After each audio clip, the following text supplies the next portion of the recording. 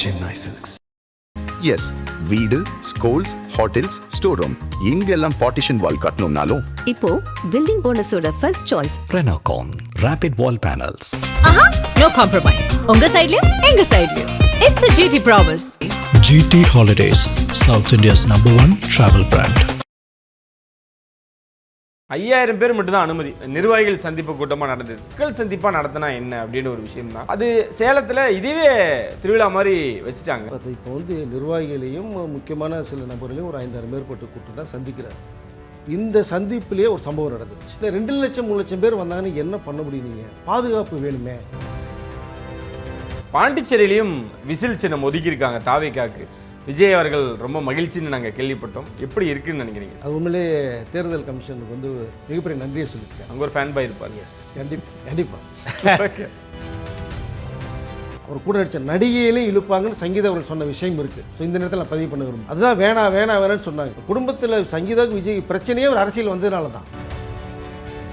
பராசக்தியில் ஒரு மிக்ஸ்டு ரிவ்யூவாக சில விஷயங்கள் வந்துச்சு. ஆனால் இந்த படத்தில் இந்த வசனமே ரொம்ப நல்லா இருந்தது. நீங்கள் தாண்டா அவனை வா நீங்கள் வந்துட்டாண்டா அப்படின்ற. ஸோ இதெல்லாம் எங்கேயோ ஒரு இடத்துல சிங்க் பண்ணிக்கிற மாதிரி இருக்கா சார்? எப்படி அதை எடுத்துக்கிறது? எஸ்கேவுடைய வளர்ச்சி மிகப்பெரிய வளர்ச்சியாக இருக்குது. சம்பளம் கேட்காம அதிகமாக கொடுக்கப்படுது. மார்க்கெட் இருக்குது, பிஸ்னஸ் இருக்குது. ஆனந்த் சின்மனையில் அனைவருக்கும் ஒரு பெரிய வணக்கம் அண்ட் வெல்கம் டு ஷோ. இன்னைக்கு நம்ம கூட வெங்கி சார் இணைஞ்சிருக்காங்க. வழக்கம் போல் நிறைய விஷயங்கள் பேச போகிறோம். வணக்கம் சார். வணக்கம். எப்படி இருக்கீங்க? நல்லா இருக்கு சார். சேலத்தில் விஜய் அவரோட ஸ்பீச் பயங்கரமாக இருந்தது. ஸோ அதை தொடர்ந்து அங்கே ஒரு உயிரிழப்பு சம்பவமும் எப்படி பார்க்குறீங்க நீங்கள்? இதுக்கு விஜய் தான் முழு பொறுப்பு அப்படின்னு நிறைய பேர் நிறைய விதமான கருத்துக்களை முன் வச்சுக்கிட்டு இருக்காங்க. எப்படி எடுத்துக்கிறீங்க? முதல்ல விஜயோட ஸ்பீச்சுக்கு போயிடுவோம். எதிர்பார்க்காத ஒரு ஸ்பீச்சு. அதான் அவர் சொன்னது தான். ஏன்டா விஜய் பேச சொன்ன, ஏன்டா வீட்டு விட்டு வெளில சொன்ன கதை தான் திரும்பி இந்த பார்ட்டிஸ் வடை சுட்ட கதை மாதிரி பேசிகிட்டு இருக்காங்க. சேலத்து மாவட்டத்தில் அவர் பேசுகிறது இதுவரைக்கும் இல்லாத ஒரு ஸ்பீச் தான். அதாவது மேடைக்கு மேடை அப்பப்போ பேசாதான் பேசிகிட்டு இருக்காரு. இது எல்லாத்தையோட தூக்கி சாப்பிட்ற அளவுக்கு இருந்துச்சு. பட் சிறப்பாக பேசினார். நிறைய பேருடைய தூக்கம் கலைஞ்சு போச்சு. அவர் சொன்னது மாதிரி எங்கே பார்த்தாலும் இந்த விசில் சத்தம் காது கிளிக்குது, தூக்கம் வரலை. இதுதான் உண்மை. பட் சேலம் மக்களுடைய அந்த ஆதரவு, அந்த அன்பு மீண்டும் விஜய் காட்டியிருக்காங்க. விஜய் எந்த அளவுக்கு ஒரு செல்வாக்கு இருக்குங்கிறது திரும்பி நிரூபிச்சிட்ருக்காரு. அப்பப்போ நிரூபிக்கிறாரு. சேலத்தில் நிரூபிச்சிருக்காரு. 5000 பேர் மட்டும்தான் அனுமதி. நிர்வாகிகள் சந்திப்பு கூட்டமாக நடந்தது. மக்களும் மிகப்பெரிய ஒரு வருத்தம் சார். மக்கள் சந்திப்பாக நடத்தினா என்ன அப்படின்னு ஒரு விஷயம்தான். அது சேலத்தில் இதுவே திருவிழா மாதிரி வச்சுட்டாங்க. ஸோ இன்னும் அது மக்கள் சந்திப்பாக நடந்திருந்தால் இன்னும் கோலாகலமாக இருந்திருக்கும். பாதுகாப்புன்னு அதிகப்படுத்தணும் சார். நீங்கள் மக்கள் சந்திக்கிறது பெரிய, அவர் ரெடியாக தான் இருக்கார். இப்போ நிர்வாகிகளையும் முக்கியமான சில நபர்களையும் ஒரு 5000 மேற்பட்டு கூட்டம் தான் சந்திக்கிறார். இந்த சந்திப்பிலேயே ஒரு சம்பவம் நடந்துருச்சு. இந்த 2 லட்சம் 3 லட்சம் பேர் வந்தாங்கன்னு என்ன பண்ண முடியும்? நீங்கள் பாதுகாப்பு வேணுமே. பாதுகாப்புக்கு விஜய்க்கு குறைவாகவே இருக்குது. கரூர் மாதிரி மீண்டும் ஒரு சம்பவம் நடந்தால் என்ன பண்ணுறது நமக்கு? அங்கே முதன்மை விஜய் தானே. இப்போ இதுக்கே விஜய்ங்கிறீங்க. பட் அந்த நபருடைய மரணத்துக்கு பேரிழப்பு தான். மீண்டும் இதற்கு விஜய் காரணம் கிடையாது. வருகிறவர்களுக்கு ரொம்ப பாதுகாப்பாக வந்துட்டு போகணும். முன்னில் அந்த குடும்பத்தை விஜய் தத்தெடுத்துக்க ஒரு தகவல் வந்திருக்கு. நமக்கு தான் வேண்டியதை செய்வார், அதெல்லாம் ஓகே. பட் மக்கள் சந்திப்பு பண்ணுறதுக்கான அந்த ஏற்பாடுகள் பண்ணால் கூட அந்த இடம் கிடைக்க மாட்டேங்குது. பாதுகாப்பு பலப்படுத்தணும். அது விஜய்க்கு கிடைக்கல. மீண்டும் விஜய் மக்கள் மத்தியில் விஜயோடைய அந்த மவுஸ் ஏறிக்கிட்டே போகுது உங்களுக்கு. எப்படி மக்கள் சந்திப்பு எப்படி பண்ண முடியும்? நீங்கள் அவர் இறங்கி நடக்க முடியுமா? நீங்கள் பிரச்சாரம் மேடையில் இருக்கும்போதே இந்த ஆர்ப்பாட்டம்னா நீ இறங்கி நடக்கிறது ரெடியாக இருக்காருங்க. அவர் வேட்டியை அதாவது பேண்ட்டை தூக்கி போட்டு வேட்டியை மடிச்சுக்கிட்டு இறங்க ரெடியாக இருக்காருங்க. நீங்கள் பாதுகாப்பு தரணும். அது ரொம்ப ரொம்ப ரொம்ப முக்கியம். அப்போ எப்படி நீங்கள் இந்த ஒரு தெருவுக்குள்ளே போக முடியும், ஒரு சந்துக்குள்ளே போக முடியும்? இல்லை, வீட்டுக்கு வீடு விஜய் இருக்கார்ல சார். அதை அவர் சொல்லிட்டார். அது இருக்காங்க, அது உண்மை. அதனால தான் பொதுவாக ஒரு இடத்துல நான் வர முடியல, மக்களை நேரில் சந்திக்க முடியலன்னு கூட இது சந்திப்பாக எடுத்துக்கன்னு சொல்கிறேன். அப்படி தான் எடுத்துக்க வேண்டிய சூழ்நிலை இருக்குது. ஏன்னா விஜயோடைய கிரேஸ் உங்களுக்கு சொல்லவே முடியலங்க. அதுதாங்க மற்றவர்களுக்கு மிகப்பெரிய என்ன சொல்ல ஆதங்கமாக அவர் மேலே கோவறது காரணமே இதுதான். இல்லையா, நமக்கு இத்தனை வருடங்கள் நம்ம கட்சியிலே ஊறி போயிருக்கோம். நமக்கு வராத ஒரு கூட்டம் விஜய்க்கு வருது. விஜய் பேசுனா வித்தின் ஒரு 1/2 hourல தெரிக்குது, பல மில்லியன்ஸ் போகுது. ஸோ இதுதான் மற்றவர்களுக்கு எல்லாத்துக்கும் நம்ம கடுப்பானது காரணமே இது ஒன்று தான். அதனால் விஜய்க்கு, அதாவது வீட்டுக்கு வீடு விஜய் இருக்காங்க. வீட்டில் ஒரு 2 ஓட்டு விஜய்க்கு உழுது. இது ஒன்றுமே பண்ண முடியாது. நீங்கள் விஜய் யாரை வச்சாலும் அடிங்க. இந்த நடிகை இருக்கும், அந்த நடிகை இருக்காது, இந்த பழைய ஆட்களை வச்சு விட்டு நடக்காத விஷயத்தில் நடக்கிறது மாதிரி எதை வேணாலும் பேசுங்க. விஜய் அப்படிப்பட்ட நபர் இல்லைங்கிறது தெரிந்தவர்களுக்கு தெரியும். அவர் எவ்வளோ மரியாதையாக செயல்படுக்கணும்னு தெரியும் நமக்கு. அதை குழந்த மனசு உள்ளவர், ஆனால் விவரமானவர். மக்கள்கிட்ட எப்படி சந்திக்கணும், எப்படி போகணும், ஓட்டை எப்படி வாங்கணும் அப்படிங்கிற விஷயத்தை வர்றாரு. எலெக்ஷன் முடிஞ்சதுக்கப்புறம் நிறைய விஷயங்கள் மக்களுக்கு தெளிவுபடுத்துவார் பாருங்க. ஓகே, பாண்டிச்சேரியிலையும் விசில் சின்னம் ஒதுக்கியிருக்காங்க தாவேக்காக்கு. விஜய் அவர்கள் ரொம்ப மகிழ்ச்சின்னு நாங்கள் கேள்விப்பட்டோம். எப்படி இருக்குன்னு நினைக்கிறீங்க? அது உண்மையிலே தேர்தல் கமிஷனுக்கு வந்து மிகப்பெரிய நன்றியை சொல்லியிருக்காரு. அங்கே ஒரு ஃபேன் பாய் இருப்பார். எஸ், கண்டிப்பாக. எங்க டெல்லியில் சிபிஐ அந்த அலுவலகத்திலே விஜய்க்கு பிடித்தவர்கள் இருக்கும்போது பாண்டிச்சேரியில் இந்த தேர்தல் இருக்க மாட்டாங்களா? ஸோ இது சிறப்பாக நான் பார்க்குறேன். தமிழ்நாட்டில் கிடைச்சதே நிறைய பேர் கடுப்பாக இருக்குது, பாண்டிச்சேரிலையும் கொடுத்துட்டாங்க. இது உண்மையிலேயே தேர்தல் கமிஷன் வந்து நியாயமான முறையில் அழகாக நடந்துட்டுருக்காங்கிறது தான் இந்த சந்தர்ப்பம் வந்து புரிய வைக்குது. விசில் சின்னம் கிடைச்சது வந்து மிகப்பெரிய ஒரு கிஃப்ட் விஜய் அவர்களுக்கு பாண்டிச்சேரியில். தமிழ்நாட்டில் மட்டும் ஒழிச்ச அந்த சத்தம் இப்போ பாண்டிச்சேரியிலையும் ஒழிக்க போகுது. எப்படி சார் பார்க்குறீங்க? இல்லை, ஒன்றும் சிறப்பாக இருக்குன்னு சொல்லுங்க. ஒன்றும் 150 கிலோமீட்டர் பாண்டிச்சேரி, அந்த பக்கம் அப்படியே சிதம்பரம், சீர்காழி எல்லாம் அப்படியே விஜய் பாண்டிச்சேரி போனால் வர போகிறாங்க. பாண்டிச்சேரி மக்களும் விஜய்க்கு ஏகப்பட்ட ரசிகர்கள். இப்போ அங்கே ஒரு புரட்சியை கிளப்ப போகிறார் தேவையில்லாமல் போய் வர ஓட்டு பூரா விஜய் கொண்டு என்ன பண்ணுவீங்க? ஓகே, இல்லையா? ஸோ அங்கேயும் நிற்கிற காலத்தில் நிற்கிறார். ஸோ அதனால் இது வந்து சிறப்பாக பார்க்குறேன். ஒரே சின்னம் ஒரு இன்னொரு வந்து அண்டை மாநிலத்துக்கு கிடைச்சது மிகப்பெரிய ஒரு வரவேற்பாக பார்க்குறேன். அது விஜய் ரொம்ப சந்தோஷமாக மிகப்பெரிய ஒரு மகிழ்ச்சி நன்றியும் சொல்லியிருக்கேன். ஓகே, இப்போ த்ரிஷா இஷ்யூக்கு வந்துடுவோம் சார். ரொம்ப கோவப்பட்டு ஆதங்கமான ஒரு ஸ்டேட்மெண்ட் அவங்க வெளியிட்டிருந்தாங்க. ஸோ அதை பார்க்கும்போது அவங்க ரொம்ப மனவேதனையில் இருக்கிற மாதிரி தான் தோணுது. தொடர்ந்து இவர் மட்டும் இல்லை சார், ஒரு தலைவர் மட்டும் இல்லை, சமூக வலைத்தளங்களில் நிறைய பேர் வந்து இந்த மாதிரி கம்பேர் பண்ணியும் அவங்களோட சேர்த்து வச்சு எழுதுறது வழக்கமாகவே வச்சுருக்காங்க. தொடர்ந்து விஜய் த்ரிஷா இஷ்யூ ஏன் நீடிக்குதுன்னு நினைக்கிறீங்க? எதுதான் இதுக்கான முற்றுப்புள்ளி? இல்லை, சமூக வலைத்தளங்களில் விஜய்க்கு வேண்டப்படாத பேசுகிறாங்க, அது போய் தொலைன்னு விட்டுறலாங்க. இந்த விட்டு போகிறான், விஜயம் கண்டுக்கல, த்ரிஷாவும் கண்டுக்கல, விட்டுட்டாங்க. ஆனால் இங்கே மீண்டும் சொல்கிறேன், நயினார் போன்றவர்கள் பேசலாமா? ஃபஸ்ட் அவருக்குன்னு ஒரு மரியாதை இருக்குது, ஒரு இமேஜ் இருக்குது. இப்போ நீங்கள் பேசிட்டீங்க, உங்களை சுற்றில இருக்கிற உங்களை என்ன ஸோ அவர்கள் பேசுகிறத பார்த்தீங்கன்னா உங்கள் கட்சியில் இருக்கிறவர்களே வானதி மேடமும் சரி, அண்ணாமலை அவர்களும் சரி என்ன ஸ்டேட்மெண்ட் கொடுத்தாங்க? இந்த பக்கம் கனிமொழி, ஒரு தமிழிசை அவர்கள், தமிழிசை பாண்டியன் அவர்கள் எல்லா பேரும் குரல் கொடுத்துட்டாங்க. அப்போ மிகப்பெரிய தவறு இல்லையா? நீங்கள் விஜய் ஒரு விஷயத்தை பேசினார், தனியாக கட்சி ஆரம்பித்து நான் வந்திருக்கேன், மக்கள்கிட்ட சொல்லுவாருக்கு, நான் ஓட்டை காமிக்கிறேன், ஓட்டுனா ஏன் நின்று வந்ததானங்க நீங்கள் ஓட்டு என்ன ஆயிருக்கான்னு தெரிய வரும்? ஓட்டு வருமா? ஓட்டு வர்றதுக்கு தான் இந்த கூட்டம் வருது. என்ன பிரச்சனை வாங்குறான்னு பார்க்குறேன். நீங்கள் இன்றைக்கி விஜயை பேசுகிற எல்லாமே வந்து தோற்பதற்கான வேலைகள் நிறையா இருக்குது. மக்கள் அந்த தோல்வியை தருவார்கள் அவர்களுக்கு. ஸோ திரிஷா எதுக்கு எடுக்கிறீங்க? அவர் திரிஷா வீட்டில் இருக்கார், அவர் சென்னையில் வீடு இல்லையா? தமிழ்நாடே வீடுன்ட்டார். சேலத்தில் பேசுகிறதுக்கான ஒரு விஷயத்தை விஜய்கிட்ட நேரடியாக பேசுவதற்கு வார்த்தைகள் கிடைக்கல, பதில்கள் இல்லை. திரிஷா இழுக்கிறீங்க. திரிஷா கட்சியில் இருக்காங்களா? இல்லை அடிப்படை உறுப்பினரா? கூட நடித்த சக நடிகைங்க கீர்த்தி சுரேஷ் ஒரு தடவை வச்சு பேசுனீங்க. இதற்கு முன்னாடி நடித்த ஒரு நடிகை கிளம்பி செட்டில் ஆகிட்டாங்க, சங்கவி அவர்களையும் பேசுனீங்க. கூட நடித்த எழுதிட்டு பேசுகிறீங்களா? ஸோ இது மிகப்பெரிய ஒரு தவறாக நான் பார்க்குறேன். பட் அதுக்கு பிறகு வந்து 2-3 நாட்கள் பிறகு மிகப்பெரிய ஒரு வருத்தத்தை வந்து நயினார்கள் சொல்லியிருக்காங்க.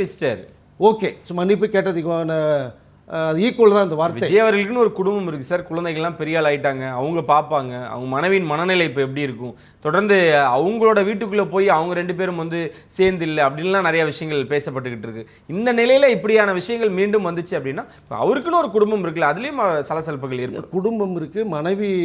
இது தான் அரசியலுக்கு வர வேணும்னு சங்கீதா அவர்கள் சொன்னது. நிறைய பேர் சங்கீதாவுக்கு விஜய்க்கு என்ன பிரச்சனைங்கிறனால பிரச்சனை ஒன்றும் கிடையாது. எல்லா குடும்பத்திலையும் சண்டை இருக்குது. அரசியலுக்கு போனால் தேவையில்லாமல் கண்ணாமண்ணான்னு பேசுவாங்க, குடும்பத்தை இழுப்பாங்க, அவர் கூட நடித்த நடிகையிலையும் இழுப்பாங்கன்னு சங்கீதா அவர்கள் சொன்ன விஷயம் இருக்குது. ஸோ இந்த நேரத்தில் நான் பதிவு பண்ண விரும்புகிறேன். அதுதான் வேணான்னு சொன்னாங்க. விஜய் அவர்கள் சொன்னது மக்கள் கொடுத்தது. நான் இதான் மக்களுக்கு போன நாட்டுக்கு போனேன். சும்மா வாங்கி பூட்டி வச்சுட்டு ஃபாரின் சுற்றினா போதுமா? தேவையில்லை. அங்கேயும் மிகப்பெரிய வார் நடந்தது. இப்போ குடும்பத்தில் சங்கீதாவுக்கு விஜய் பிரச்சனையே ஒரு அரசியல் வந்ததுனால தான். அவர் நிம்மதியாக இருக்கலாம்ல. இதனால தான் அரசியல் மேடைகளில் சங்கீதா அவர்கள் வரலை. சொல்கிறதே கேட்க மாட்டேங்கிறீங்க. அரசியலுக்கு போனால் குடும்பத்தை இழுப்பாங்க. இந்த பிழுத்துட்டாங்களா? தேவையில்லாமல் குடும்பத்தில் இல்லைங்கிறீங்க. எங்கள் அப்பா அம்மா வர்றாங்க, பிளெஸ்ஸிங் வாங்குறாங்க, எதிரில் உட்காந்துருக்காங்க, அவர் ஆசீர்வாதத்தோடு தான் மேடைக்கு போகிறாரு, கட்சியில் பேசுகிறாரு. அது குடும்பமாக தெரியலையா உங்களுக்கு? அப்பா அம்மா பொண்டாட்டி பிள்ளை கூட்டு வந்து வரிசையில் அது என்ன பேசுகிறோன்னா குடும்ப அரசியல். அடுத்து சங்கீதா கூட்டு வந்தான்னு சொல்லுவீங்கள்ல.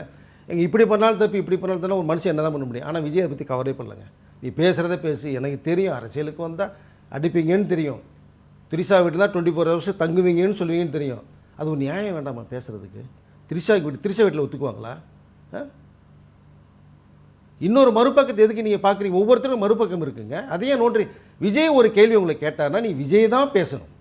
அதுதான் நியாயம். விஜய் என்ன வேணால் அடிங்க, கிழிச்சு தொங்க விடுங்க, தப்பு இல்லை. அவர் அதையும் மேற்கொண்டு வருவார். இப்படி தான் ஈஸியாக கிடைக்குமா? முதலமைச்சர் நாற்காலி ஈஸியாக கிடைச்சிடுமா? கிடைக்காது. மக்கள் இப்போ கொடுக்குறது ரெடி ஆகிட்டாங்க. நீங்கள் பேச பேச பேச மக்கள் அது விஜய் பெருகிட்டே இருக்குது. இதை எப்படி பார்க்குறது நம்ம? ஆனால் திரிஷாவை பேசுனது உண்மையாக அது வந்து நயனார் அவர்கள் மாதிரி போன்றவர்கள் பேசக்கூடாது. நீங்கள் அடிமட்டத்தில் ஒரு தொண்டை ஒரு மேடையில் ஒரு பேச்சாளர் நீங்கள் பேசிட்டு போங்க, அதுவே தவறு, பேசிட்டு போங்க. பட் நீங்கள் பேசலாமா? உங்கள் மேலே மரியாதை இருக்குன்னு எல்லா தலைவர்களும் சொல்கிறாங்கல்ல. இப்போ என்னாச்சு உங்களுக்கு? சின்ன பண்ணமாகி போச்சு. விஜய் என்ன கேட்டார்? கட்சி ஆரம்பித்து வைத்தவர்கள் வேறு யாரோ அவர்கள் பேரை சொல்லியிருக்கீங்க, என்ன மாதிரி நீங்கள் ஆரம்பிச்சிருக்கீங்களா, மக்களை சந்திங்கன்னு சொன்னால் அதுக்கு பதில் சொல்லுங்கள். அதான் நியாயமாக இருக்கும். இப்போ எல்லா கட்சியில் நடிகைகள் இருக்காங்கல்ல, இல்லையா? ஸோ குஷ்பு மேடம் டிஎம்கேல இருந்தாங்க, காங்கிரஸ் போனாங்க, பிஜேபிக்கு வந்திருக்காங்கல்ல, எல்லாத்துலேயும் இருப்பாங்க. உங்கள் கட்சியிலையும் ஒரு நடிகை இருக்காங்க.